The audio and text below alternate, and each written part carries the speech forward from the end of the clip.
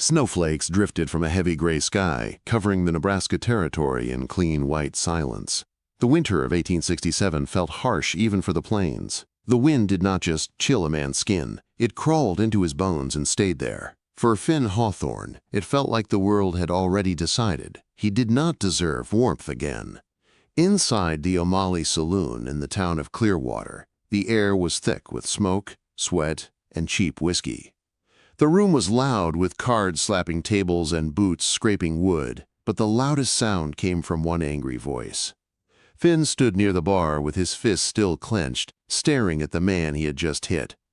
Sam Wilson wiped blood from his nose and pointed at Finn like he was pointing at a snake. "You yellow-bellied coward," he shouted. "Billy died because you ran from them, Apache." The words were not fair, but they still cut deeper than a knife. Finn did not answer. He had learned that any defense only made men angrier. Everyone in Clearwater already knew the story. 3 months earlier, an Apache raid had hit a small cattle drive outside town. Finn had been there with his friend Billy. When the shooting started, fear had taken Finn by the throat. He had turned his horse and fled. Billy had not made it home. After that day, Finn's name became a warning. Men stopped sharing tables with him. They stopped tipping their hats when he walked by. Even the quiet ones looked at him like he was something rotten.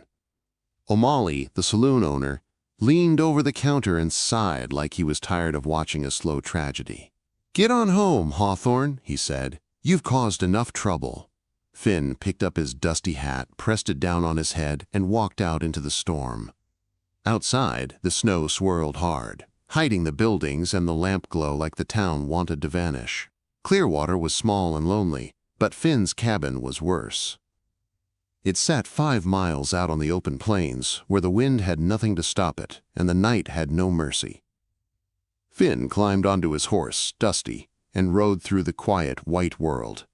The ride felt longer than it ever had. His shame rode with him like a second man on the saddle. He could still see Billy's face in his mind, still hear the shots, still feel the moment he chose fear over loyalty. The snow made everything look clean, but Finn knew some stains never washed away. By the time he reached his cabin, dusk had settled over the prairie, turning the snowfields a deep blue. The cabin, once a symbol of his dreams, now felt like a prison built from pine logs and regret. He dismounted slowly, his boots crunching in the snow, and he was halfway to the porch when he heard the sound of hoofbeats. 3 riders came out of the fading light like shadows with breath. Finn's hand moved near his pistol without thinking. He recognized them right away. Gus Morgan rode in front with a grin that never meant anything good. Clint and Hank followed behind him, both wearing the kind of smiles men wear when they think they are about to watch something break. "Evening, Finn," Gus called out, too friendly, like they were old friends meeting for coffee. "We were just talking in town. With Christmas coming, it ain't right for a man to be so alone." Quote. Finn did not invite them closer. He kept his face still, the way a man does when he expects trouble. Gus stopped his horse a few yards away. "We heard about a family with a problem," he continued, eyes shining with cruel interest. "A daughter named Mai Crane, pretty as a picture, till she had a carriage accident. Broke her back, can't walk a step." Finn's stomach tightened. He already knew where this was going. He could hear the joke forming in their heads. Gus leaned forward in his saddle. "Her uncle is desperate, offering $50 and a gold watch to any man who will marry her and take her off his hands. We figured you're the perfect man for the job." Clint chuckled. Hank snorted like it was the funniest thing he had ever heard. "A Christmas bride for the town coward," Hank said, his breath puffing white in the cold. Finn looked past them, out at the endless white plains. He felt like he had reached the bottom of something deep and dark, and these men were still trying to shove him lower. He should have told them to leave. He should have grabbed his gun and made it clear, but the truth sat heavy in his chest. He was alone. He had been alone for months. The nights were long, the cabin was empty, and the silence was starting to feel like a slow kind of death. He swallowed hard. "I'll think on it," Finn said, his voice low. Gus's grin widened like he had just won something. "That's all we ask," he said. "Merry Christmas, Finn." They rode away laughing, their voices swallowed by wind and snow. Finn stood on his porch long after they disappeared, staring at the dark horizon. He told himself he would not do it. He told himself it was a trap, a joke meant to humiliate him one more time, but the thought of another winter alone pressed down on him. And in that pressure, he felt something dangerous: hope. A week later, on a bitter morning when the air burned his lungs, a wagon creaked up to Finn's cabin. The wheels groaned over frozen ruts, and the horse pulling it looked tired and irritated. A thin, grim-faced man climbed down without a smile. "You Hawthorne?" the man asked. Finn nodded. "I'm Arthur Crane," the man said. "Mai's uncle. I brought your bride." Quote, Finn's chest tightened. Arthur did not speak like a man bringing a loved one to safety. He spoke like a man delivering a burden. Arthur walked to the back of the wagon and pulled back the canvas cover. Finn expected sickness. He expected ugliness, because that was what the town promised him. Instead, he saw a young woman lying on a mattress wrapped in blankets. Even in the pale light, she was striking. Her hair was dark and glossy, her skin pale against the wool, and her eyes were a sharp green that looked like they had survived too much. She wore a simple light pink prairie dress, the only color in the bleak world of white snow and gray sky. There was fear in her face, but it did not own her. She held Finn's gaze steady. "You must be Finn," she said, her voice soft but firm. Finn touched the brim of his hat without thinking. "Ma'am," he said. Arthur started unloading 2 trunks, a sewing basket, and a strange chair with wheels. He moved fast, like he wanted this done before his conscience could catch him. Together, Finn and Arthur managed to get Mai inside. It was awkward and difficult, and Finn could feel her embarrassment like heat in the cold room. Arthur pressed a small pouch of coins and a gold pocket watch into Finn's hand. "Arrangement is for 1 year," he said. "If it don't work out, you can send her back. Money's yours either way." Finn opened his mouth to speak, but Arthur was already climbing back onto the wagon. Then Arthur left, disappearing into falling snow, as if he had never been there. Finn stood in the tiny cabin, now crowded with trunks, strange furniture, and a woman he barely knew. The silence felt heavier than before. "I suppose we should set some rules," Finn said, his face warm with embarrassment. "You can have the bed. I'll sleep on the floor. You don't have to pretend this is a real marriage." Mai's eyes stayed on him, calm and sharp. "You don't have to pretend either," she said quietly. "I know why you agreed to this. You need the money, and I need a place to live." Her blunt honesty cleared the air like a strong wind.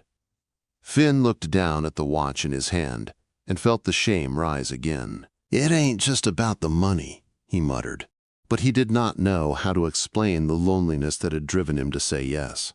Mai wheeled her chair closer to the window, watching snow pile against the glass. Then she spoke again, and her words landed like a stone. "My uncle told me about the Apache raid," she said, voice neutral. "He said you ran away and left your friend to die." Finn froze, his throat tightened until it hurt. "It's true," he admitted. "I was a coward." Mai turned her chair and looked straight at him. "Were you?" she asked. "Or were you just a man who got scared once?" Finn blinked, caught off guard. No one in Clearwater had ever asked him that. They had only accused. They had only judged. Mai's voice stayed steady, but there was something human in it, something tired and honest. "Is that single moment what defines you?" Finn could not answer. The question was too big, and the snow outside kept falling like the world did not care. Mai's lips lifted into a faint, weary smile. "Then I guess we will figure that out," she said. Finn looked at her, at the way she held herself even in that chair, and something shifted inside him. The town had meant this as a cruel Christmas joke. A broken man and a broken woman, forced together for laughter. But as the wind shook the cabin walls and the night closed in, Finn began to wonder if the joke had brought him something else instead, something that could change everything. The first weeks after Mai arrived were harder than Finn expected. The cabin had always been small. But when it held two people, it felt tight and awkward. The air smelled like pine smoke, wet wool, and the strange new soap Mai unpacked from her sewing basket. Finn moved careful, like every step might offend her, and Mai moved careful too, like she was learning the shape of a life that did not fit her. Mai tried to do things on her own from the first day. She did not want Finn lifting her like she was a child. She did not want him doing every small task while she watched. She would push her wheeled chair across the rough floor until her shoulders shook. She would reach for a pot on the shelf, stretch too far, and pull back with her jaw clenched. She hid her frustration at first, but Finn saw it anyway. One morning, she tried to cook beans on the stove while Finn chopped wood outside. He heard a sharp crash, then the clatter of metal rolling on the floor. He rushed in and found the heavy pot tipped over, beans scattered like pebbles across the boards. Mai's hands were shaking as she tried to gather them, her face tight with anger and shame. "This isn't working," she said, her voice breaking. Her green eyes flashed, but they were wet. "I cannot even make food without making a mess like a fool." Finn knelt and began picking up beans with his rough fingers. "Let me help," he said. "No," Mai snapped, then forced her voice to steady. "I have to be able to do this myself."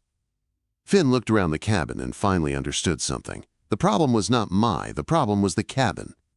It was built for one man who did not care if he banged his shin on the table or ducked through a narrow doorway. It was not built for a chair with wheels or for a woman who refused to live like she was trapped. "We need to change this place," Finn said. Mai stared at him, unsure if he meant it. That afternoon, Finn pulled the pouch of coins from his pocket and set it on the table like it was a promise. He used the $50 and his saved lumber the way he would use tools in a storm.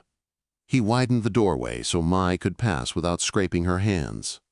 He moved the table and built a lower counter so she could knead dough and cut meat without stretching until her back ached. He hammered new shelves onto the wall at a height she could reach, then watched her test them with a slow, careful smile she tried to hide. His biggest project was the ramp. He dug into frozen ground until his hands went numb. He nailed long planks together until they were solid and safe. When it was finished, it ran from the porch down to the packed snow like a bridge to freedom. The work changed Finn, too.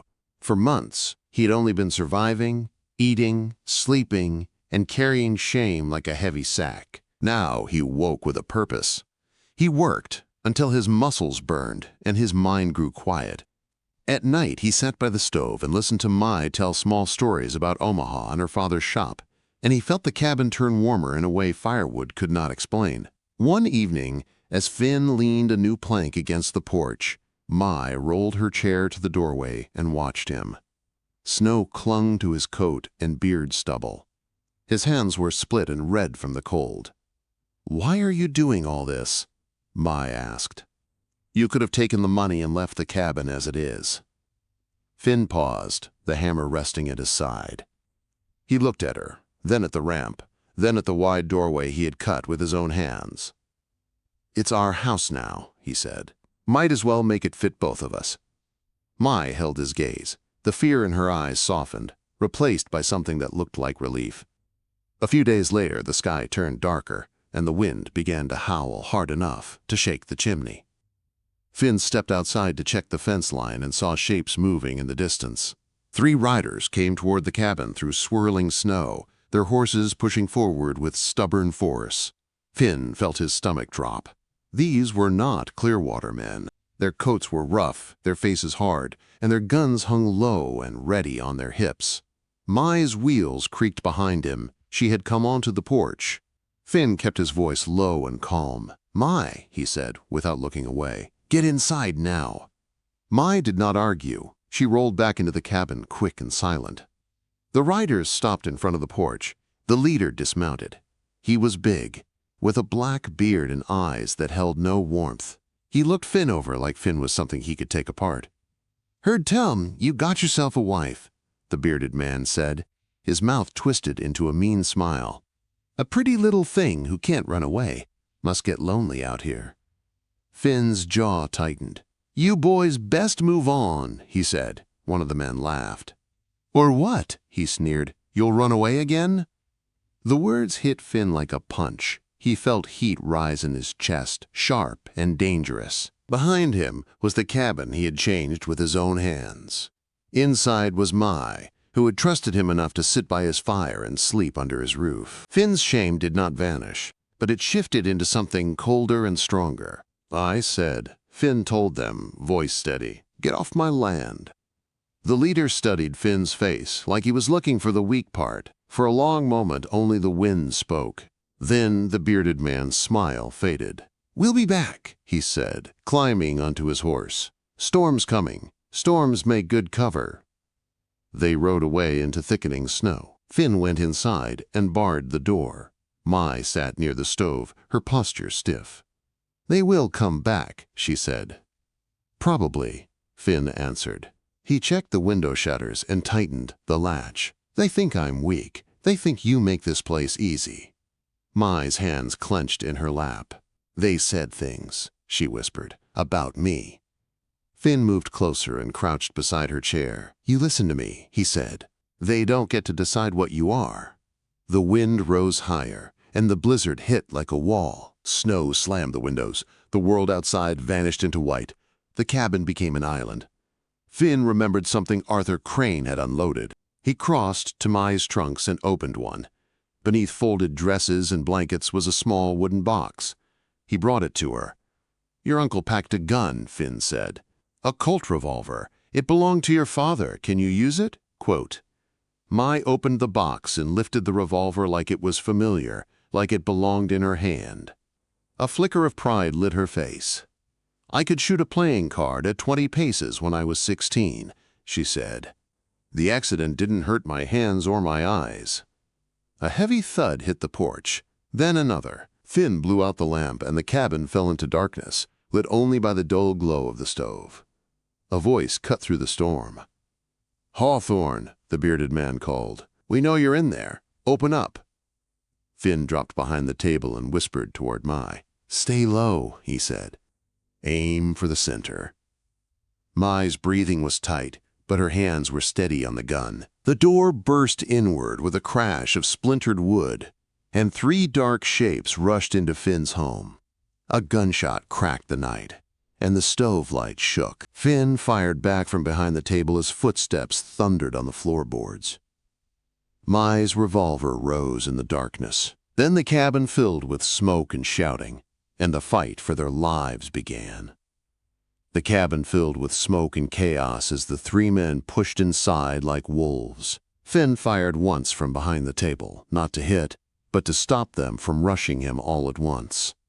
The rifle kick bruised his shoulder, and the sound cracked through the room like thunder. The outlaws spread out fast, boots sliding on the floorboards, their shadows jumping in the stove light.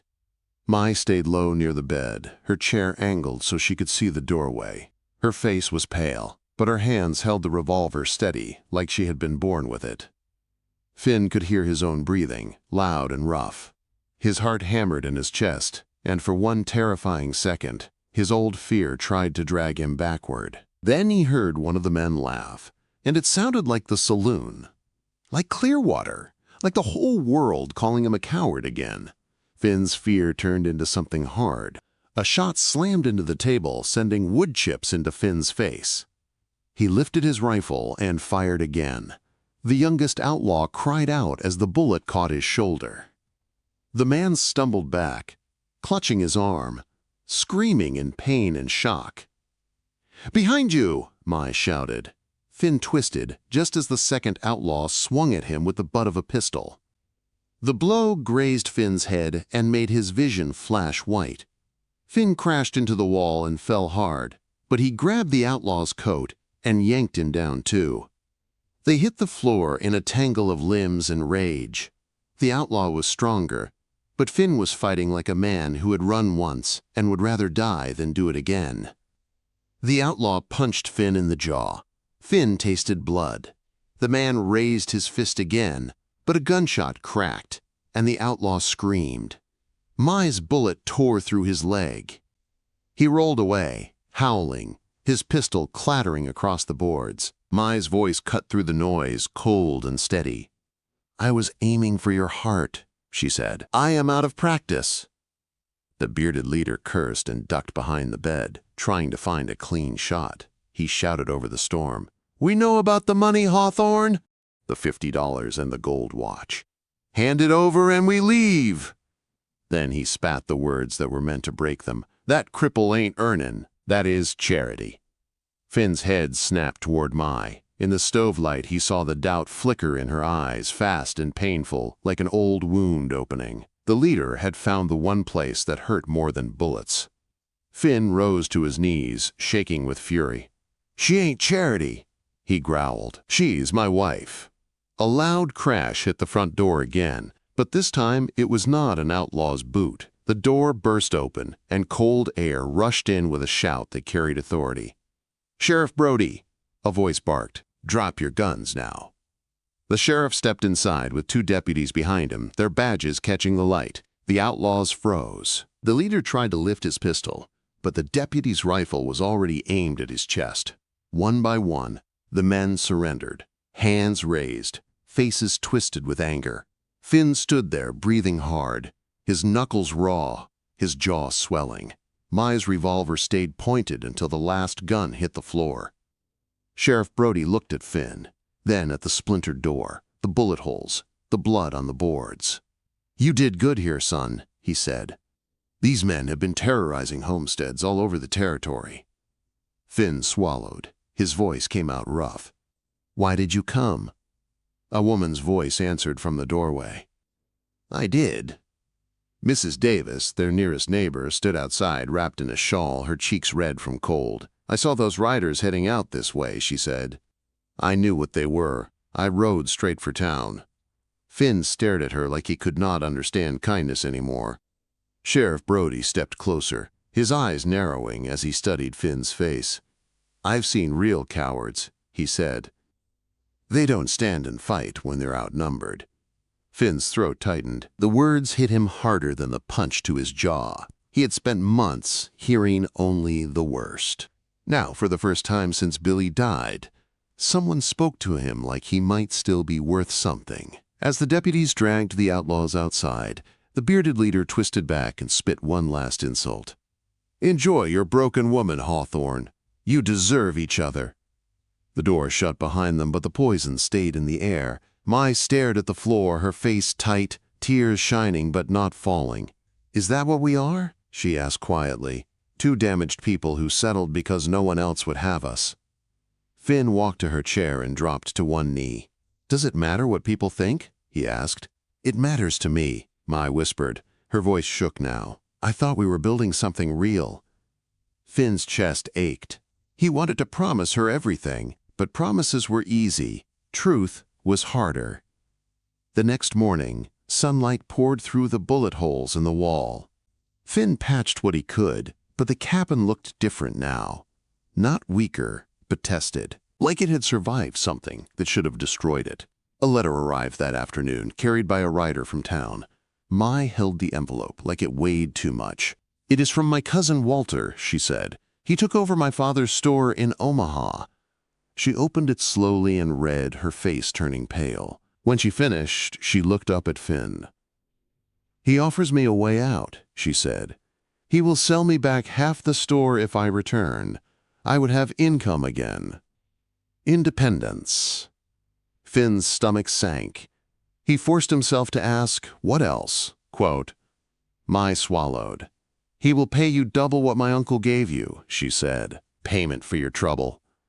Finn sat down hard on the chair by the stove. The shame returned like a shadow. He had told himself he did not marry her for money. But the world kept pushing the money in their faces like it was the only truth that mattered. Mai's eyes did not leave him. "What do you want?" she asked. "Why did you really marry me?" Finn stared at his hands. They were rough and cracked, stained with work and gun smoke. "The money was part of it," he admitted, "and I was lonely. So lonely it hurt." Mai's lips pressed together, like she expected that answer and still hated it. Finn looked up, his voice quieter. "But I was also curious about you. The first day you arrived, I saw strength. You looked at me like you weren't afraid to know the truth." Mai leaned forward slightly. "And if I was not in this chair?" she asked. If I could walk, if I had my own money, would you have wanted me then?" Finn's heart twisted. "I don't know," he said honestly. "We never would have met." Mai's eyes narrowed, waiting. Finn took a breath that felt like it scraped his chest. "But I know who you are now," he said, "and I know who I am when I'm with you." During that fight, my first instinct tried to run. It did. I hate admitting it, but it is true. Then I thought of you inside this cabin, and losing you scared me more than dying. Mai's face softened. A real smile, small but bright, touched her mouth. "That is the most romantic thing anyone has ever said to me," she whispered. She lifted Walter's letter and looked at it like she was seeing it clearly for the first time. "Do you know what I will tell him?" she asked. "I will tell him I already have a partnership with a man I love." Finn's breath caught at the word love, but Mai did not look away. She kept going, her voice gaining strength. "The main trail is only 2 miles south," she said. "Travelers and cattle drivers need supplies. We should open a store, a trading post." Finn blinked, stunned. "A store?" he repeated. Mai nodded. "My father taught me accounts and orders," she said. "You know the land and the people. We can build something that belongs to us, not to Clearwater, not to their jokes." Finn felt something break loose inside him, something that had been trapped since Billy died. "Yes," he said, "we can do it." They built through the late winter and into spring. Finn cut timber and raised walls. Mai kept the ledgers, planned the shelves, decided what goods would sell. The trading post rose beside the trail like a promise made solid. Travelers stopped. Ranch hands bought coffee and nails. Mothers bought cloth and salt. People began to greet Mai with respect, not pity, because her mind was sharp and her prices were fair. Then one day, a group of riders from Clearwater arrived. Gus Morgan rode in front, grinning like he owned the land. Beside him was a slick businessman Finn had never seen before, dressed too clean for the plains. His name was Floyd Whitman, and his smile felt like a trap. "You cannot open a store without proper permits," Whitman announced, waving papers like a weapon. "New regulations, dozens of them." Finn's hands tightened into fists, but Mai rolled forward with a calm that made the men hesitate. A ledger sat on her lap. She opened it slowly, like she had been waiting for this moment. "Funny," Mai said, her voice clear. "These regulations only appear after we start taking your customers." Whitman's smile twitched. Mai lifted papers of her own, neat and perfect. "Here is our registration," she said. "Here are receipts. Here are freight records. Here are tax notes from the county clerk." Gus's grin faded. Mai's eyes locked on him. "And here's something else," she added. "Your brother is one of our best customers. He pays on time." The air went tight. Whitman's face hardened. Gus looked like he wanted to spit. They could not argue with her numbers. They could not find a hole in her paperwork. With angry looks and muttered threats, they turned their horses and rode away. But Gus glanced back once, and his voice carried like a snake hiss. "This ain't over. You're still just a coward who got lucky." Finn watched them disappear, then looked at Mai. She was calm, but her fingers were white on the ledger edge. "We will be ready," Mai said softly. Finn wanted to believe her. He really did. Weeks later, Finn rode into town for supplies, and the sky was clear. The prairie stretched wide and peaceful. For the first time, it felt like their life might finally stay steady. Then, Finn saw it. A faint orange glow on the horizon, where their trading post should have been. The glow grew brighter with every beat of Dusty's hooves, and Finn's stomach turned to ice as he realized the prairie was not glowing with sunset. It was burning. Finn rode hard toward the orange glow, his hands tight on the reins until his fingers ached. The sky ahead flickered like the world was cracking open. Snow still clung in the shadows, but the air smelled wrong, sharp and bitter, like burned oil. Dusty's hooves pounded the frozen ground, and Finn's mind kept shouting one fear louder than the fire. Mai, when he crested the last rise, his blood went cold. Their trading post was wrapped in flames. The roof spat sparks into the wind, and the boards snapped like gunshots. Finn jumped from his horse before Dusty even stopped, stumbling forward as heat hit his face. Then he saw her. Mai was outside, safe in her chair, framed by firelight and smoke. She was not crying. She was not frozen in fear. She was giving orders with a steady voice, directing neighbors as they formed a bucket line from a nearby water barrel in the creek beyond. Ranchers from miles around had come when they saw the smoke. Women carried water with stiff arms. Men swung axes to cut away burning beams. Even Mrs. Davis stood there, her shawl soaked, her face set like stone. "Finn!" Mai called when she saw him. Her voice was tight but strong. "Get water to the east wall. The wind is pushing the fire that way." Finn's chest tightened with a fierce pride that almost hurt. He did not stop to ask how she stayed so calm.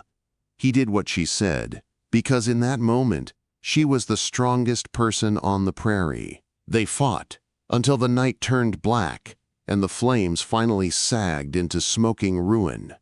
By morning, the trading post was gone. Only charred beams and ash remained. Finn stood in the wreckage, exhausted, staring at the place they had built with their hands in hope. Sheriff Brody arrived with 2 deputies, his face grim as he walked through the ruins. He bent and picked up a broken bottle near the back wall, bringing it close to his nose. "Coal oil," he said. "This was said on purpose." Finn's stomach knotted. He turned, anger rising like fire again. He did not have to guess who wanted them destroyed. Before the sheriff could say more, hoofbeats approached, fast and heavy. A rider came in hard, pulling a wagon behind him. Finn recognized him at once. Captain Morgan. Gus Morgan's older brother, the freight hauler everyone respected. Gus was in the wagon, his hands tied, his face pale with panic. Captain Morgan climbed down, his jaw tight. "I caught him trying to sell a wagon of stolen goods," he said. "Goods from your store.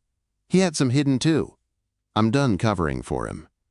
Gus's eyes darted from Finn to Mai, searching for mercy he did not deserve. Sheriff Brody stepped forward, and suddenly Gus started talking like fear had torn the truth out of him. "It wasn't just me," Gus blurted. "It was Floyd Whitman. He put the idea in my head. He said you two were ruining his business, stealing his customers. He said if we burned you out, you'd crawl away." Finn felt his fists clench until his knuckles burned. "Where is Whitman?" he asked. Gus swallowed. "He rode out last night," he said. "He said the law would never touch him." Sheriff Brody's face hardened. "We'll see about that," he said. As the deputies hauled Gus away, something unexpected happened. The neighbors did not ride off and leave Finn and Mai alone with her ashes. They stayed. One family brought food. Another offered blankets. Captain Morgan promised lumber. Widow Gable rolled Mai a small bag of coins, and behind her stood other people with more, quiet and determined. Mai stared at the money like she could not breathe. "Why?" she asked, tears finally spilling down her cheeks. Abel Johnson, a local rancher, stepped forward, his hat in his hands. "Because you were there for us," he said. "You gave supplies on credit when times were tough. You opened your doors to anyone caught in a storm. You didn't build just a store. You built a place people could count on." Finn looked around at the faces, rough and honest, and something inside him broke open. He had spent months thinking the world only knew how to punish. Now he saw it also knew how to stand beside someone who stood for others. They rebuilt, not alone, but with the strength of a whole territory behind them. The new Hawthorne trading post rose bigger than before, with stronger beams, wider space, and a porch that could hold half the prairie at once. Mai designed the inside so she could move freely, and Finn built every inch like he was building a promise. The day of the grand reopening came clear and bright. Snow still touched the far fields, but the sun had warmth again. Wagons lined the trail. Children ran in boots too big for their feet. Men laughed like they had not laughed in months.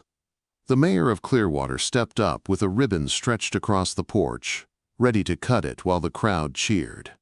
Finn stood beside Mai, his hand resting on the back of her chair.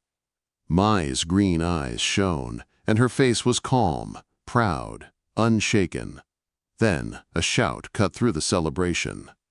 A lone rider galloped toward the porch, wild-eyed, a rifle in his hands. Finn recognized him even before the horse skidded to a stop. "Floyd Whitman, you ruined me!" Whitman screamed, lifting the rifle. A shot cracked.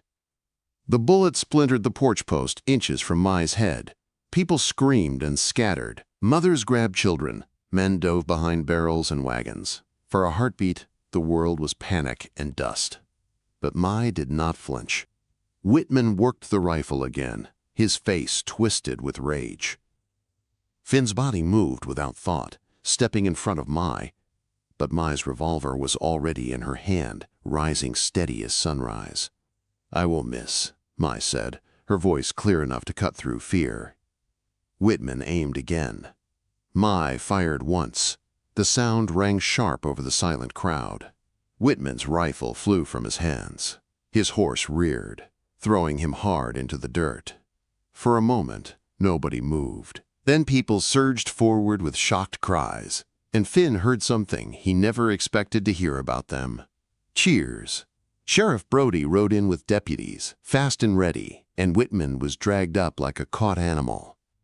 Finn stood there breathing hard, looking down at Mai like he was seeing her for the first time all over again. Not as a woman trapped by a chair, but as the steady center of everything they had built. Later, when the crowd settled and the danger passed, a well-dressed woman approached Mai. She carried herself with quiet authority. "My name is Agnes Reed," she said. "I'm with the Territorial Women's Association." Mai lifted her chin, still composed. "What do you want from me?" she asked. Agnes smiled. "We want you to speak at our annual convention," she said. "Your story is more than survival. It is leadership." Agnes lowered her voice. "The governor has heard about your business practices," she added. "He is considering appointing you to the new Territorial Commerce Commission. It would let you help shape fair laws across the territory." Finn's chest tightened again, but this time it was not fear. It was awe. That night, after the last wagon rolled away and the lanterns dimmed, Finn and Mai sat on the porch of their new post. The plains stretched wide and quiet under the stars, no longer a symbol of loneliness, but a place where something real could grow. "You should take the appointment," Finn said softly. "You could help so many people." Mai turned her head toward him. "And what about us?" she asked. Finn looked at the store behind them, the trail beyond it, the life they had carved out of cruelty and fire. "This will always be here," he said. "But you deserve every door that opens." Mai's smile came slow and sure. "We have a chance," she corrected him. "The commission comes with an allowance for a business advisor. I want you with me." Finn's throat tightened. He took her hand, rough fingers wrapping around hers like a vow. The town had tried to shame him with a cruel Christmas joke. Instead, the joke had forged a partnership the plains could not ignore. Finn Hawthorne, once branded a coward, had found courage by standing his ground. Mai Hawthorne, once treated like a burden, had become the pride of the plains, not because she was saved, but because she refused to be thrown away.